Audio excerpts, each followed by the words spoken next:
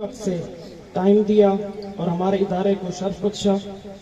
आप तुलबा का भी बेहद शुक्रिया कि आप लोग यहाँ पर हमारी दावत पर, ये बेसिकली आप लोगों के एजाज में दी गई दावत है। एक क्लास की दावत हम पर ड्यू थी, नए आने वाली क्लास को हमने वेलकम करना था। इंशाअल्लाह कुछ ही महीनों के बाद सेकेंड ईयर, जिसको मलिक साहब को वेलकम करता हूँ। तालियां थोड़ी है भाई, नहीं नहीं नहीं नहीं नहीं, तालियां बजाएं, जितनी बजा सकते हैं तालियां बजाएं, आप भरपूर तालियां बजाएं।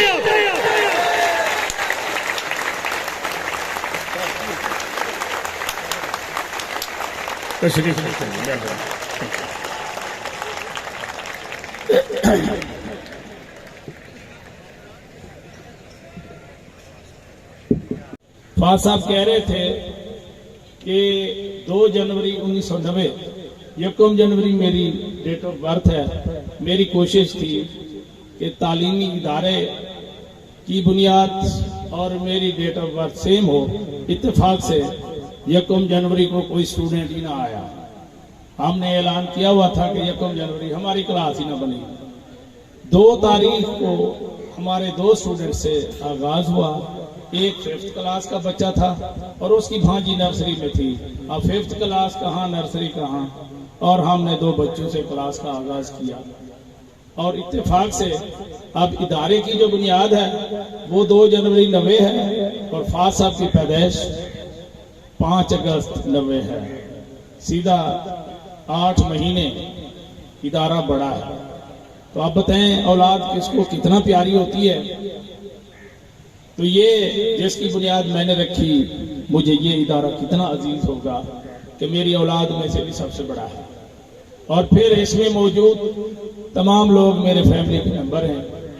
आप बच्चों के लिए दिन रात रिसर्च करना, इसको मैं अपनी एंजॉयमेंट और जिम्मेदारी समझता हूँ। आप लोगों के कुछ हकूक हैं और याद रखें जहाँ हकूक होते हैं वहाँ कुछ जिम्मेदारियां भी होती हैं। आप अपने हकूक लेते हैं तो आपको अपनी जिम्मेदारियां भी पूरी करना होगी। फिर हमारे फराइज भी हैं जो हम पूरे करें और इख्तियारात भी हैं। और याद रखें जहां इख्तियारात होते हैं वहां इख्तियारात वालों के पास जिम्मेदारियां बहुत ज्यादा होती हैं। आप बच्चों की अकेले तालीम नहीं, इदारा जब लफ्ज आता है तो लफ्ज तालीम तो उठ जाता है। इदारा कोई भी होता है, किसी को भी आप इदारा कह लें, लेकिन जो तालीमी इदारा है वो इदारा तब कहलाता है जब उसके तमाम लवाजमात पूरे हों। तो आपकी तालीम, तरबियत, सहूलियात ये हमारे ऊपर लाजिम है। और इख्तियारात की बात है, इख्तियारात तो ये थे कि मैंने जब चाहा ऐलान कर दिया, लेकिन उसमें जिम्मेदारियां भी तो थी, वो भी हमने पूरी की। तो इस तकरीब के लिए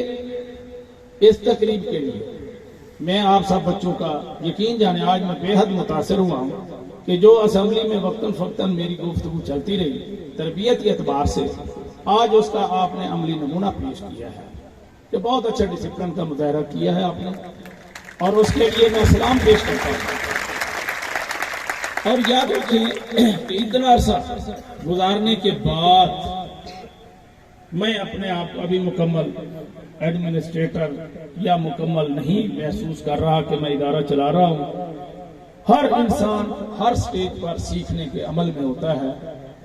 अभी 2 दिन पहले भी मैंने एक नई टेक्नोलॉजी इंट्रोड्यूस कराई, जिसको मैं सोच रहा था कि यार ये काम मुझसे पहले क्यों नहीं हो सका। तो मैं महसूस कर रहा था कि इंसान हर दौर में शागिर्द है। मैं हर दौर में अभी सीख भी रहा हूं।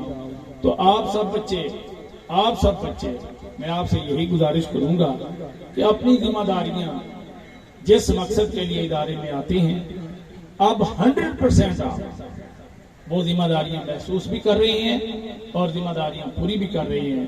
तो मैं इसी दुआ के साथ कि आप सब बच्चे बहुत अच्छी पोस्टों पे जाएं, कामयाब इंसान बने, कामयाब एडमिनिस्ट्रेटर बने। और याद रखें कामयाब एडमिनिस्ट्रेटर के लिए learn to obey, learn to command. पहले ओबे करना सीखेंगे, फिर आप कमांड कर सकेंगे। आज का जूनियर कल का सीनियर होता है। मैं बहुत जूनियर था एजुकेशन डिपार्टमेंट में, आज अल्लाह का शुक्र है गवर्नमेंट वाले भी मुझे बुलाते हैं कि मैं कल का जूनियर था। और याद रखिए, कामयाब जूनियर ही कामयाब सीनियर बनता है।